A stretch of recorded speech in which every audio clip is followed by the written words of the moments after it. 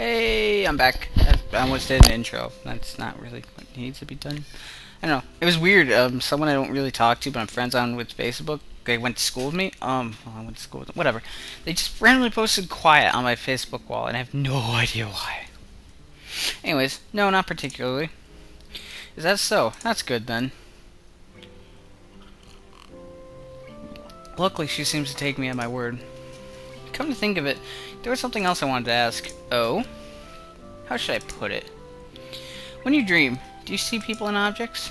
Yes, of course, Oh. I feel more, a little sheepish for the slip of the tongue. Oh, however earnest it may be, Lily looks unperturbed. What? Whatever. Though. But you don't taste, feel, or smell things? I moved to answer, but found myself stuck before thinking about it.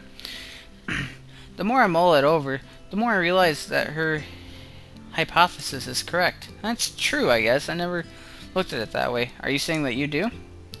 For the most part, I only hear in dreams, but yes, sometimes I touch and smell things as well. I never thought about that. That's really interesting. I'm just asking since Akira thought it was very strange that I did when I brought it up with her. If you don't either, then maybe it's due to my blindness. That would make sense. You rely on other senses more than me, so maybe that affects your dreams as well. The wonders of the human body, I guess.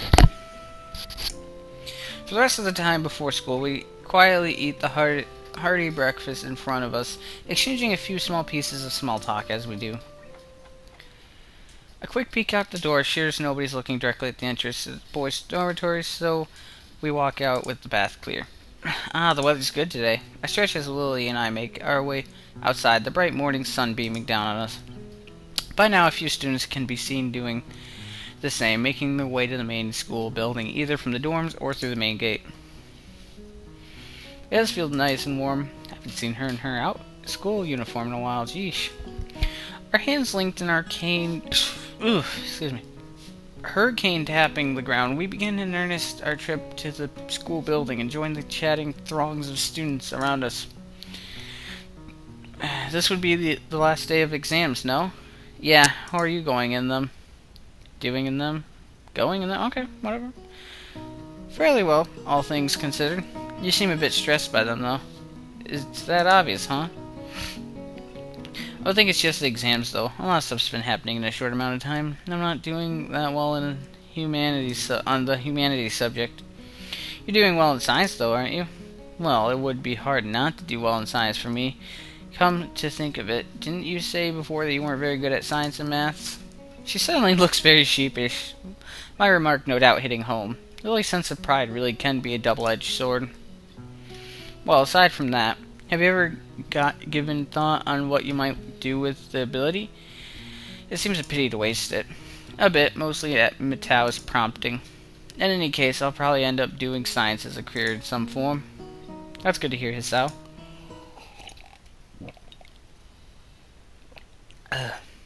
As we enter the gardens, I suddenly receive an unsolicited pat on the back.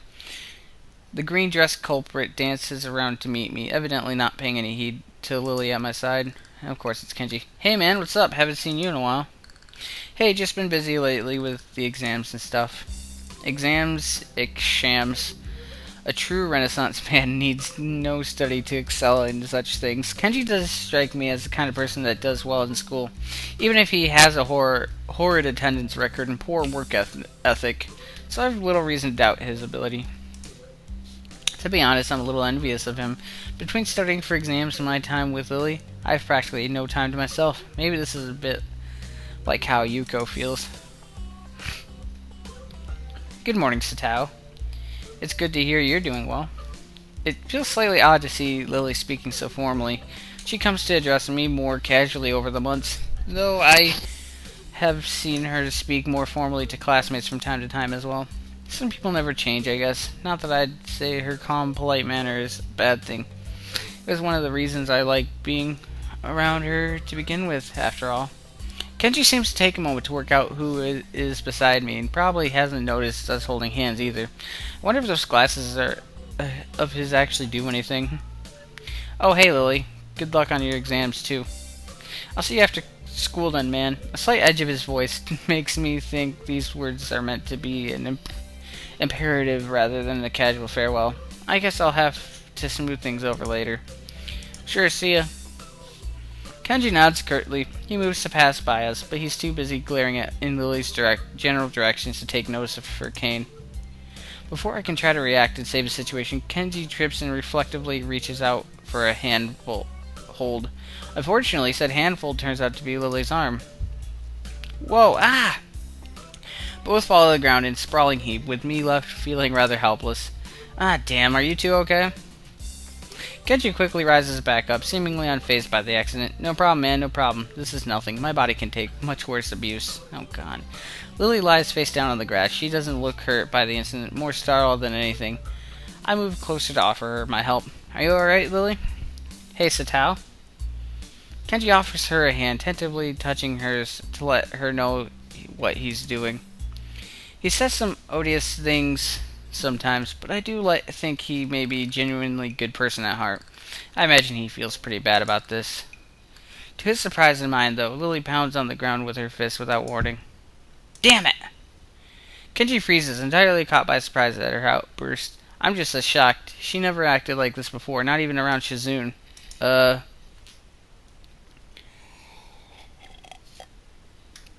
Seemingly only now remembering that there are people around her, Lily slowly climbs to her feet. Yeah, Lily's never sworn. She's pissed right now. To her feet. Her face, as she does so, makes me retreat a little. Only catching a glimpse of her expression before she turns away. It's not something I'll forget soon. She showed plenty of annoyance during her clashes with Shizune, but this flash of anger was something else. There's no way that this is just about this petty incident. She pauses for a moment before sighing and walking on ahead. I really don't know what to make of this. I'll, talk to you later, dude. See ya. Yeah, see ya. Kenji scratches the back of his head, trying to find something to say, then shrugs and walks away, giving us wide berth. I quickly catch up to Lily. She turns her head a little to acknowledge my presence, but nothing else. I should probably scold her for lashing out like that, but no, you swear all the time, bro. But I also don't want to get into a shouting match with her. She's still very obviously annoyed. In the end, I keep my mouth shut and wait for her to cool off. After a quiet walk-in, we eventually reach the top of the third floor stairs and the junction where we part every day. I turn to Lily before she leaves. While I do like the comfortable and warm silences we usually share, this was anything but. I don't want to leave things like this. You seem quieter than usual recently. Is anything wrong? She shakes her head almost automatically, as if to dispel any notion that I need to worry about her. It's just the exams taking their toll. I'll be fine. I don't think that's the reason. I very nearly say so, but decide against it. There's no point trying to draw it out of her if she doesn't want to tell me, especially when she's in a foul mood like this. Maybe sure. I'll see you later then. As I turn down the hall to go to my classroom, Lily's soft voice rings out from behind me. Hisao, yeah. Ellipsis. I'm sorry. With that, Lily makes off down the hallway to her own classroom, with hands skating along the metal railings. I stand still, watch her until she turns into her classroom and out of sight before going to my own classroom with a fair measure of reluctance. As usual, I'm early. Matao is fiddling with folders and papers on his desk as he prepares for the day while a handful of students mill about, chatting away. While my feelings about Lily haven't dissipated, far from it, her mention of my exam performance did remind me that I have my own life journey to attend to. After thinking about it, I have realized that I do genuinely want to pursue science in some form as a career, rather than it simply being the path of least resistance. Until now, though, I didn't have much of an idea of where in the field I wanted to go. Just science in a pretty broad category of jobs. Something Lily mentioned earlier focuses my thought. Something I'd only idly pondered about before, but I'd not seriously considered following this specific path. I walk up to Matao's desk, his attention too focused on preparing for the day's lessons to notice my approach. It's the same every day. Good morning. He looks up with an expression of mild surprise that's quickly replaced by his typical awkward smile. Good morning, Nakai. Can I help you? Do you mind if I ask you something? He looks down at his messy pile of books on the desk, before putting down the papers in his hand, standing up with some difficulty to properly address me. That's what I'm here for, after all. Ask away. I was just wondering, what would you say is the motivation behind teaching? So Hisa's thinking about being a teacher, maybe. He thinks on this question for a few moments before responding, evidently far from having a prepared answer. If you talk to 10 different teachers, I think you'll get 10 different answers to that question. To the question or that question? Well, I can only speak for myself. I'd say that I teach because, He sinks into thought again, carefully assessing the way he wishes to present his idea. Think of it this way. When you were a child, you probably played with sticks and pebbles in moving water such as the gutter or puddles, right? Yeah, I think a lot of people do that when they're young. Well, it's not just when they're young for some, though it does take on another form. My point is, though that when one is doing that, they're curious about how the water will flow or be changed. Everyone, even at that young age, possesses an intense wonderment about how the world around them works, even if it's the smallest form. I still feel this sense of wonderment about the universe. Even just reading about new discoveries or classic experiments gives me renewed sense of awe and how marvelous everything is, from the farthest stars to the smallest puddle. I just hope that I can give others even a small piece of that wonderment I feel.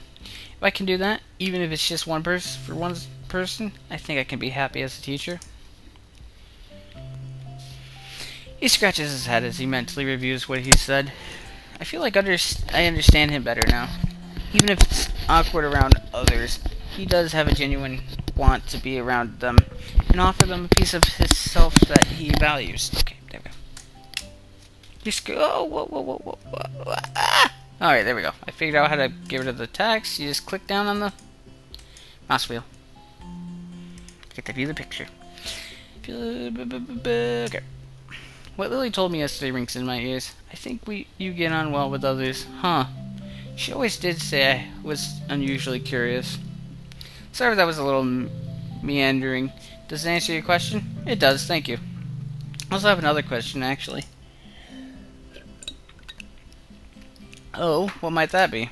Do you have any college brochures or guides? It's about time I started getting some applications in. He nods and bends down to look inside his desk. As he does, I notice that he is wearing a remarkably genuine smile.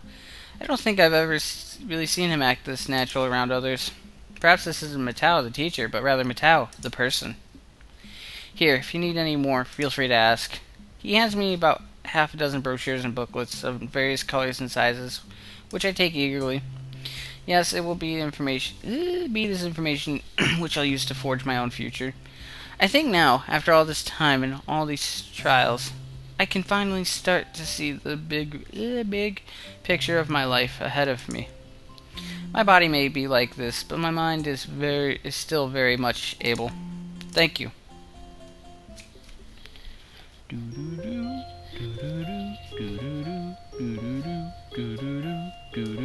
Check Facebook for what brand of fucking wall post. It's a wall post too, which is really weird. This is strange. The single thought that... Okay, nothing there. Alright, sorry. That single thought has graced my mind a countless number of times since my life here began. It feels like an easy way to discard a troubling question, as if simply labeling something that those 3 words will make it go away, or at least not worth thinking about any further. My life before my heart attack feels more blurry every time I try to remember it. My mind struggles to keep up with all the events suddenly happening around me since. I heard somewhere that this is what it feels like to be left stranded in a country with only the most basic understanding of the local language. Indeed, when I think about it, that seems a marvelous apt analogy for what's happened to me. But such situations are also supposed to make you very capable in that language very fast, as you as you're forced to learn it in order to survive. Put another way, the situation becomes sink or swim. Wonder if I've really managed to swim after all this time. The exams are stressing me out a lot. Yeah, even though they're finally coming to an end. But I have remained in Matao's favor, and I have sort of direction for my future now. But I keep using that stupid, meaningless phrase. This is strange. It really is amazing how fast one comes to accept being surrounded by people with something incredibly jarring disabilities and conditions. So much so that I really wonder why I feel so much like a foreigner. It certainly isn't for lack of socialization or friends. I've come to know most of my classmates on first name terms, and know a few others around the school. Whether they're missing an arm or a leg, the students here are just like anyone else their age. I can navigate the halls that I once lost myself in with an ease I'd not expected to ever have, thanks to the classmates' school's logical layout. And this is a cool picture, by the way, so I'm noticing it behind the words, so there you go. Thanks to the school's logical layout, and can engage my teachers in a comfortable discussion.